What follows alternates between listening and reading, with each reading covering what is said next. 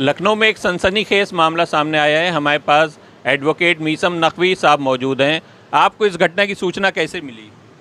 देखिए, आज मॉर्निंग में मैं कोर्ट जाने की तैयारी कर रहा था।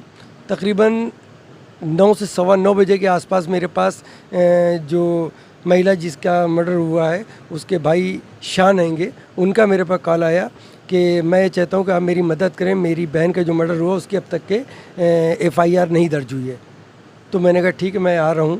उसके बाद में मैं यहाँ पर आया तो पता चला कि उनका कल की रात में यानी कि करीब लगभग 6 बजे के बाद 6 बजे शाम को करीब ये हादसा हुआ है, लेकिन FIR की कापी इन लोगों को नहीं मिल पाई थी। उसके बाद में कुछ देर बाद जब मैं यहाँ मर्चरी पे पहुँचा तो वहाँ पता चला कि इनको FIR की कापी मिल गई, जिसको मुझे भी मिले। मेरे पास भी FIR की कापी मिल गई थी। किन किन धाराओं में मुकदमा दर्ज हुआ है? इसके अंदर मैं आपको बताना चाहूँगा FIR क्योंकि मेरे सामने ही है, धारा 85 और 80 और 3/4 DP एक्ट में मुकदमा दर्ज हुआ है, जिसका FIR नंबर जो है 0069 है।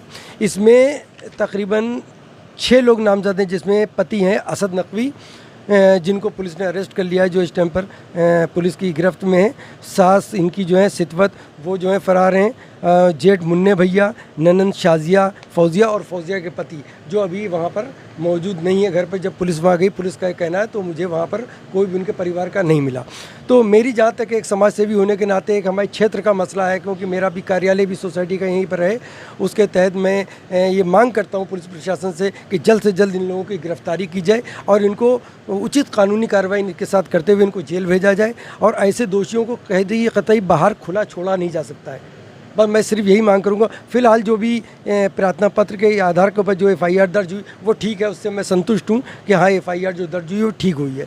और बाकी आपने पीड़िता से, उसकी बहन से जो भी बात थी आपने की है, और मैं यही पुलिस से अपील करूंगा कि इसके अंदर जल्द से जल्द उनकी गिरफ्तारी की जाए। और मैं इस परिवार को ये नहीं आश्वासन दिलाना चाहूँगा कि जो भी कानूनी कार्रवाई होगी, मुझसे जो भी मदद होगी, मेरी टीम से, मुझसे, मेरी संस्था के जो भी सदस्य हैं, वो हमेशा इस परिवार के साथ हैं और पूरी तरीके से हम लोग इनकी मदद करने के लिए तैयार हैं और हर समय तैयार रहेंगे। कठोर से कठोर कार्रवाई करने की बात कर रहे थे। हमारे साथ पीड़िता की सिस्टर भी मौजूद है। क्या नाम है आपका? इन्नमा हुसैन। क्या मामला है? मेरी बहन को जान से मार दिया जहर दे करके। कब? कल 7 तारीख को क्या नाम है 2 बजे मेरे पास कॉल आई मेरी बहन की कि हमको बहुत परेशान कर रहे हैं, हमको तलाक देने की धमकी दे रहे हो, हमसे बोला घर चली जाओ। तो हमने कहा चलो, हमसे कहने लगी चलो हमारे साथ घर। तो हमने कहा ठीक है। हमको 2 बजे बालागंज पे मिली मेरी बहन। 2:30 बजे हम लोग घर पहुंच गए। वहाँ हम पहुँचे तो वहाँ लड़ाई झगड़ा हुआ, मामला सॉर्ट आउट हो गया। हमने मामला सॉर्ट आउट कर दिया, फिर हम घर आ गए। जैसे ही हम रास्ते में पहुँचे तो मेरे पास कॉल आई, कहने लगी इन्नमा जैसे ही तुम निकली हो वैसे ही शाजिया ने, जो कि उसकी नंद है, हमको मारने लगी है। तो तब भी हमने उससे कहा, हमने कहा ठीक है तुम कमरे में चली जाओ बहन, और हम असद से बात कर रहे हैं, मतलब उसके शौहर से, कि क्या हो रहा है ये सब ने मिल करके उसको मारा। हम पे भी हाथ उठाया, लेकिन मेरी बहन ने बचा लिया था। फिर वो मामला सॉर्ट आउट हो गया। हम घर आ गए 4 बजे, 4:30 बजे के लमसम हमने असद को कॉल करी अपनी बहन की खैरियत लेने के लिए। तो कहने लगा तुम्हारी बहन स्ट्रेस में से आकर बेहोश हो गई है। तो हमने कहा बेहोश हो गई? तो हमने कहा अच्छा। तो कहने लगा हाँ। तो हमने कहा, कहने लगा डॉक्टर बुलाया है हमने, और उसने इंजेक्शन लगा दिया और बोला है इलेक्ट्रॉल पिलाओ, एनर्जॉल पिलाओ, हम लोग पिला रहे हैं उसको। फिर थोड़ी देर बाद फिर से फ़ोन हमने किया तो कहने लगा तुम्हारी बहन ठीक है, तुम परेशान मत हो। हमने ये इसरार किया कि हम आ जाएं, कहने कि परेशान मत हो, हम ठीक है बहन तुम्हारी ठीक है, सो रही है वो। फिर हमने कहा ठीक है, संभल गए हम। फिर 6 बजे कॉल आई, कॉल पे हमने कॉल करी तो कहने लगा नहीं सो रही है वो, बहुत गहरी नींद सो रही है, खर्राटे ले रही है, अभी उठेगी तो बात करा देंगे। हम ये था कि मेरी बात हो जाए मेरी बहन से, ठीक है। उसके बाद 8 बजे रात में हमको कॉल करी और कहने लगा तुम्हारी बहन की बहुत ज़्यादा तबीयत ख़राब है और हम लोग यहाँ एरा हॉस्पिटल नहीं आए। तो हमने कहा, हम थोड़ा नाराज़ थे दिन के वाक़े से, तो हमने कहा हम टिकेंगे नहीं रात में। तो कहने का नहीं, आकर मिल लो, एक बार देख लो तुम भी, मेरा सारे घर वाले यहाँ पर हैं। तो हमने कहा हम नहीं आएंगे। कहना हम लेने आ जा रहे हैं। हमें यहाँ लेने आया, यहीं पे हमें घर के पास से पिक करा और हमसे कहा कि तुम अपनी माँ को और अपने भाई को नहीं बताओगी कि तुम मेरे साथ जा रही हो। लेकिन फिर भी हमने अपने भाई को इत्तला दे दी कि जा रहे हैं। जब वहाँ पहुँचे तो हमें वीरान रास्ते से लेकर गया, आगे पहुँचा एरा हॉस्पिटल के आगे एक बॉयज़ हॉस्टल है, वहाँ पर लेकर गया। वहाँ पे पार्किंग लगाई और बाहर निकल करके गाड़ी हम लगवा रहे थे ठीक सही से, हमारे पास आया, मेरा हाथ पकड़ के हमसे हंस के कह रहा है तुम्हारी बहन का इंतकाल हो गया, तुम परेशान ना हो। अब बताइए, जैसे ही उसने ये बात बताई मेरे पैरों के नीचे से ज़मीन निकल गई, हम चीख कर रोने लगे, हम बेहोश हो गए। तो उस टाइम आपकी बहन कहाँ थी? ईरा हॉस्पिटल? एरा हॉस्पिटल में थी, लेकिन हमारे तक नहीं आ पाई थी। हमको पार्किंग ही में सिर्फ उसने बताया कि तुम्हारी बहन, हमें कोई जानकारी नहीं थी, हमें सिर्फ यही जानकारी थी कि वो बेहोश हो गई। हमको यही कह कर के धोखे से बुलाया और कहा घर पे किसी को ना बताना। आपको क्या लगता है किसने मारा है, या आपको किसी पर संदेह है? हाँ, हमें संदेह है। हम जब गए थे उनके घर तो पूरा घर भरा हुआ था। उनकी नंद फौजिया, शाजिया, उनकी अम्मा सितवत जहाँ, उनका भाई असद का भाई मुन्ने, असद, ये सब लोग मिल करके, और फौजिया का मियाँ अज्ञात जिसका नाम हम नहीं जानते हैं, अफशा लोग भी थी। बबले हमको मारने के लिए दौड़े तो इस पे आपा ने हमको बचाया। ठीक है, ये 5 लोगों पे हमें शक है। बबले ने, असद ने, अम्मा ने, शाजिया ने मिल कर के मेरी बहन को मारा है और उसको कुछ जहर खिला दिया। वो प्रेग्नेंट भी थी, 1.5 महीने की प्रेग्नेंट थी वो। हमसे जब उसका राब्ता ख़त्म हुआ तब हमें दिल में मेरी बेचैन हुई, तब हमने असद को कॉल करना चालू करी। बस ये यहाँ पे हमें पार्किंग पे छोड़ के चला गया। हम बेहोश हो गए थे। वहाँ आस पास के नगरी क्षेत्रवासी जो थे वो हमें जानते थे, क्योंकि वहाँ पे हम पेशे से टीचर थे किसी टाइम पे। तो वो लोगों ने हम मेरी सहायता करने लगे। उसके बाद फिर हमें किसी तरीके से, हम जब उठे तो हमने 112 पे कॉल करी। उसके बाद फिर हम पुलिस स्टेशन पहुँचे। 2 घंटे बाद मेरी बहन की लाश हमको मिली। उतने टाइम तो सर नहीं जान पाए कि बाकी जगहों पे भी निशानात हैं। सिर्फ मुंह से खून आ रहा था, आँख से खून आ रहा था, फेंद आ रहा था, नाक से खून आ रहा था।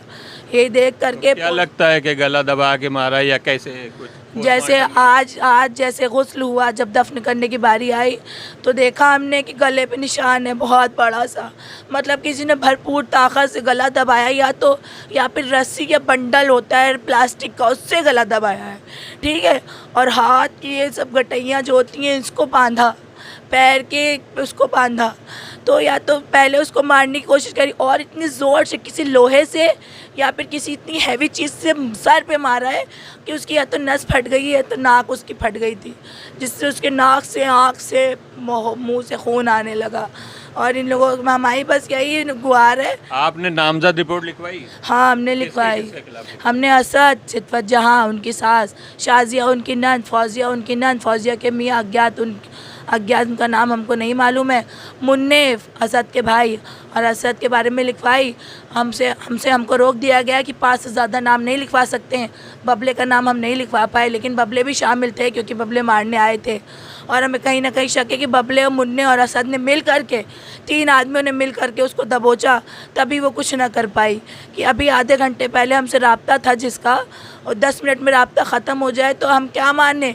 मतलब क्या हुआ कि मारा ही तो मारी पीट तो कर रहे थे वो लोग। उसके बाद हमसे झूठ बोल के हमको शाम तलक के हमको नचाता रहा कि अभी ठीक है, वो अभी दवा दी है, अभी सुई लगा कर गए हैं, सो रही है वो। उसके बाद 8 बजे हमसे कहने लगा हमने यहाँ पे आके एडमिट कर दिया। कोई गिरफ्तारी हुई अभी? गिरफ्तारी किसी की नहीं हुई है। असद खुद जा कर के थाने पर जाकर सिलेंडर उसने कर दिया था। ठीक है, घर पर उसकी शायद पुलिस गई थी क्या जानकारी के लिए, तो उनके भाई हैं एक उनसे जो भी जानकारी मिली, इस घर में कोई ना मिला। जितने सदस्यों का नाम हमने लिखवाया उसमें से कोई भी सदस्य में से कोई ना मिला, सिर्फ नीचे एक भाई मिले। उनसे जो भी पुलिस ने बातचीत करी हो हमें उसका आइडिया नहीं है, ना हमारी जानकारी में कुछ।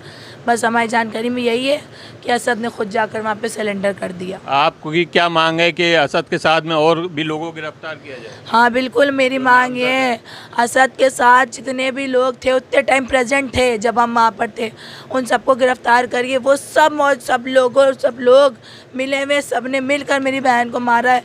मेरी बहन अकेली कुछ नहीं कर पाई। ठीक है, मेरी बस इतनी सी मांग है कि सबको घर से उठाया जाए। अभी तक पुलिस ने कोई कार्रवाई नहीं करी। हम लोग कल से परेशान हैं। आज सुबह से पोस्टमार्टम के लिए 5 घंटे इंतज़ार किया, बड़ी मुश्किल से पोस्टमार्टम हो पाया।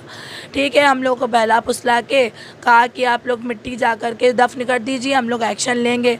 तो हम पुलिस की बात पे हम लोगों ने यकीन किया। अब कल जा कर के देखेंगे क्या होना है। उन्होंने बोला है छापा मारेंगे और उस जगह पर जाएंगे। ठीक है, लेकिन फिर भी वो सब लोग क्या नाम है अपना मोबाइल स्विच ऑफ करे हुए हैं। हमें चाहते हैं कि जल्द से जल्द उन लोगों की गिरफ्तारी होए और सबको सज़ा मिले, कड़ी से कड़ी सज़ा मिले। उन लोगों की पिटाई हो, हम लोगों के सामने हम लोग देखें। जैसे मेरी बहन को मारा वैसे हम लोगों के सामने उन लोगों की पहले पिटाई हुए। असद की पिटाई और मेरी बहन की सोने की चेन एक दरोगा को अंदर दे दी है, उससे मिल गया है, हमें नाम नहीं मालूम है। हमें रिपोर्टर भाई ने मैंने बताया कि ऐसा ऐसा वाक़या हुआ है और वो चाय नाश्ते का इंतज़ाम कर रहा है। उसकी वीडियो मेरे पास है, मैंने खुद बनाई उस आदमी की वीडियो जो उसके महल्ले का रहने वाला है। वो उसको घर से चाय नाश्ता देने के लिए पहुंचा।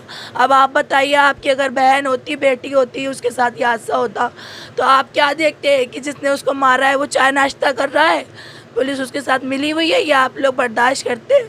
हमें बस यही है कि मेरी बहन को मारा है, कच्ची मौत वो ये तो डिज़र्व नहीं करती थी। 2 साल हुए थे शादी के, 4 महीने बाद से उत्पीड़न चालू कर दिया था उन लोगों ने, लेकिन मेरी बहन खामोश रहती थी, वो कुछ नहीं बताती थी, जिसकी वजह से हम लोग भी बेबस थे भाई कि रिपोर्ट वो करेगी, हमारा तो कोई जुज़ नहीं बनता था रिपोर्ट करने का।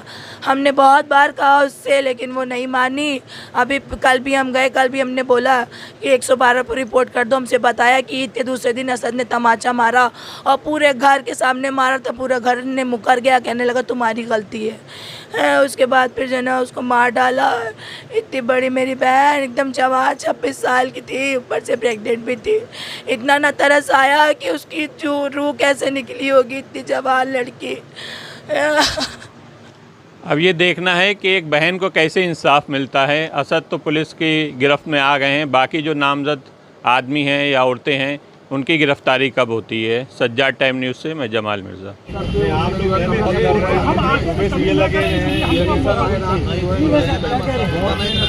मैं कह रहा हूँ आप इसका प्रोसीडिंग आगे बढ़ाइए, मुकदमा लिख के आए, तो हम लोग को लिखा पढ़ने का मौका